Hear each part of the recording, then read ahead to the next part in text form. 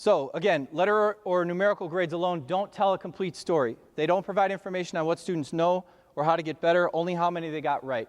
So if I get a 74%, I know that's a C, but it doesn't give me any information about which skills on that exam did I perform well on and which skills did I not perform well on.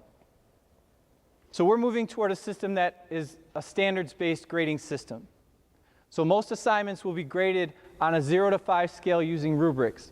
And so those rubrics will range everywhere from a 5, which is exemplary, which would be like your A+, down to 0, which would be no attempt, or the student was not able to demonstrate any understanding of that concept. And so from there, a 4 is an advanced, or what you would call your A-, a B would be proficient, or a 3, a minimum C would be a 2.0, which would be basic, a 1 would be a D-, which would be needs improvement, and then anything below 1 would not be passing. And so this does a couple of different things. For one, again, as I just said, the rubrics describe the level of mastery at each score.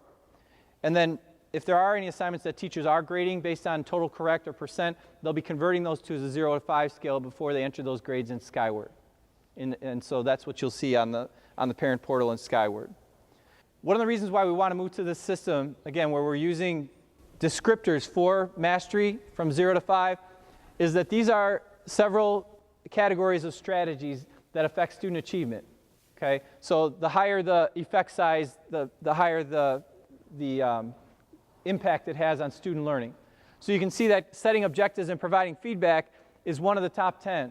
And so one of the main way we do that is through grades and grade reporting.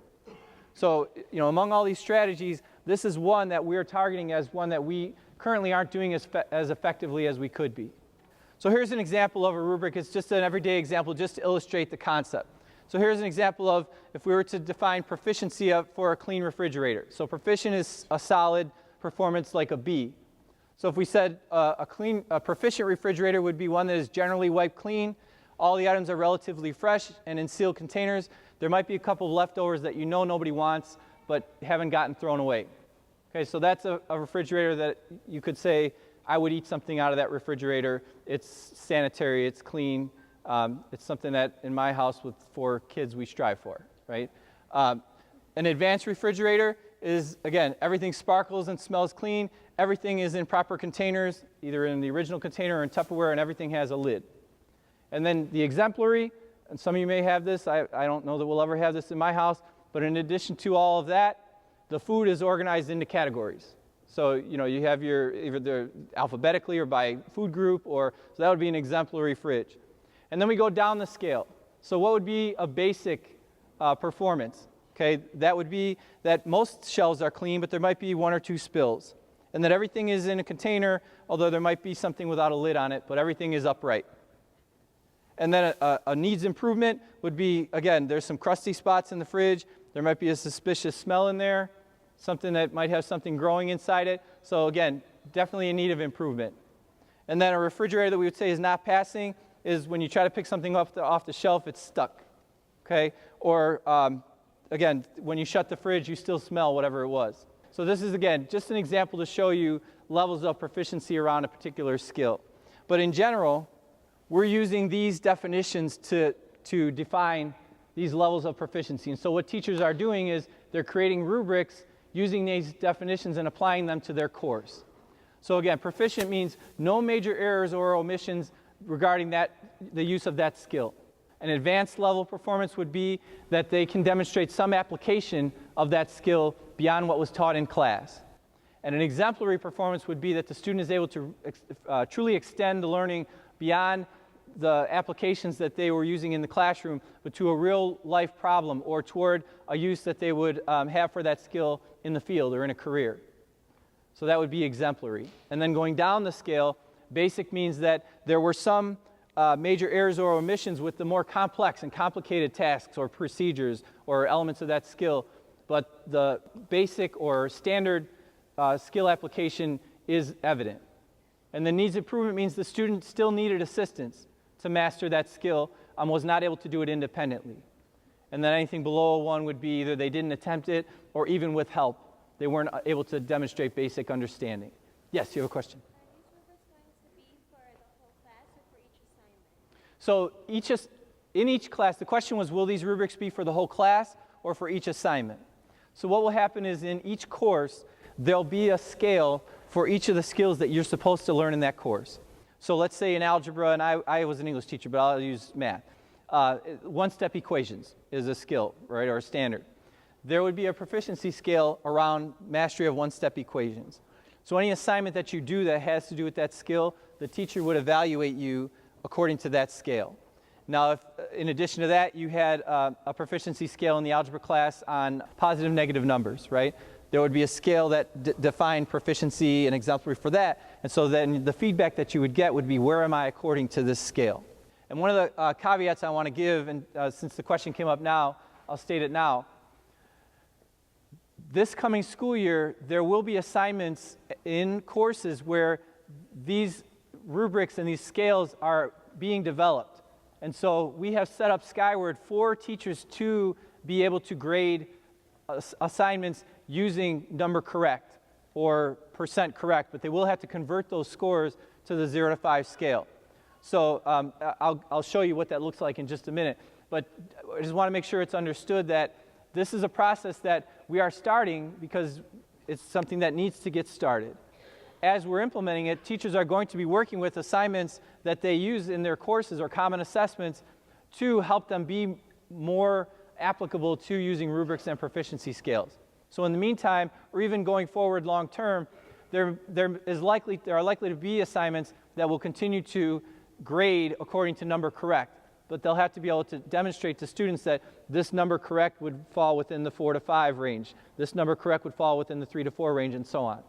But our goal is for the majority of the grading that gets done would be according to these scales, these rubrics and scales, so that the feedback students are getting is, okay, I can master this skill with these certain kinds of errors. So that would be at the basic level. To be at the proficient level, I would need to look at the definition for that skill on the rubric so I know where to go next. And what is also really important is students need to see these scales up front at the beginning of the course or at the beginning of an assignment. When we have rubric-based assignments, they need to see the rubric up front so they know the expectation that they're working toward when they begin the assignment. Okay? So that's something that we're really working with staff to establish as well, is give us a definition of the expectation at the outset as well as examples. So show me an example of proficient, or show me an example of exemplary, so I know what I'm striving toward. One of the other elements of the 0 to 5 scale is that it levels the playing field. So on a percentage system, we have what becomes a mathematically inequitable grading scale. So if you were to take a look at this grading scale that says an A is from 100 to 40, is that a grading scale that we would use? That would really be a scale that would inflate grades, right? If you could have a 60-point spread for an A, you'd have tons of kids getting A's based on a mathematically inequitable scale. But then in turn, why do we use a scale that says that there's a 60-point spread between nothing and passing? Isn't that just mathematically just as inequitable? And so the problem with a scale like that is when a student gets a low grade or a 0 grade, let's say out of 5 different assignments, the student has 1 0 in there. Would the average of those 5 grades be an accurate reflection of what that student can do related to that skill? Okay, versus they didn't comply or they didn't meet a deadline. Okay, and those are 2 different issues. My mastery of the standard is one issue. My ability to meet a deadline is a different issue. And so we want to not be confusing those issues anymore. Another example, what if we carried the practice of this 60-point spread between nothing and passing over to GPA? If a student were to fail a class with a 40%, should we give that student a -1 grade point for their GPA?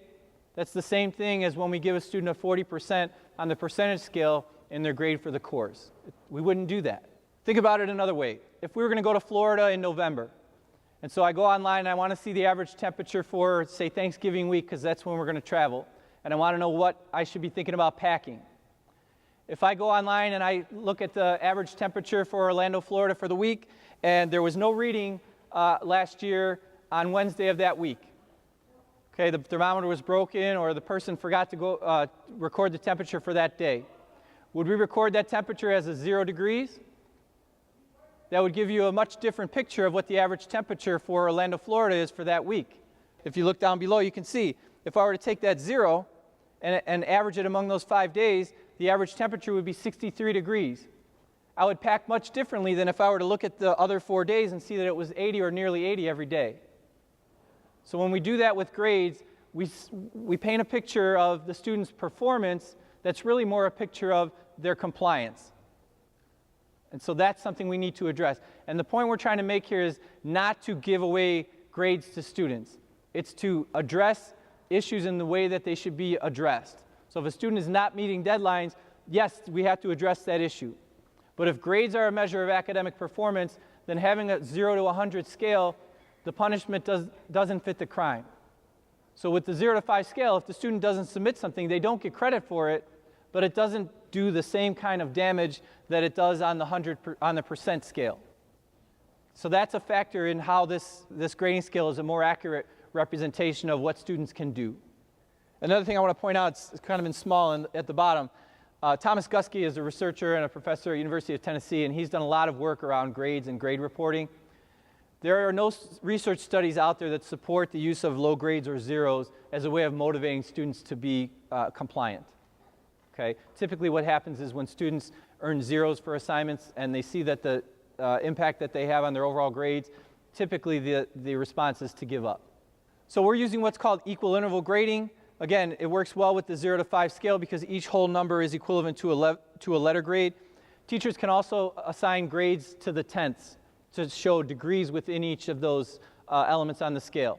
So a student might be at proficient, but not quite at advanced. That student might earn a 3.5, okay? Or based on number correct, when they convert over to the 5-point scale, it will result a lot of times in a score to the tenths. So it won't just be a 0, a 1, a 2, a 3, a 4, or a 5. It will be to the tenths. So you'll be able to see if I'm at proficient, if everybody who's at proficient is at a 3, there's no way to determine the students who are almost at the advanced level versus the students who are just barely at the proficient level. So they'll be able to use scores to the tenths.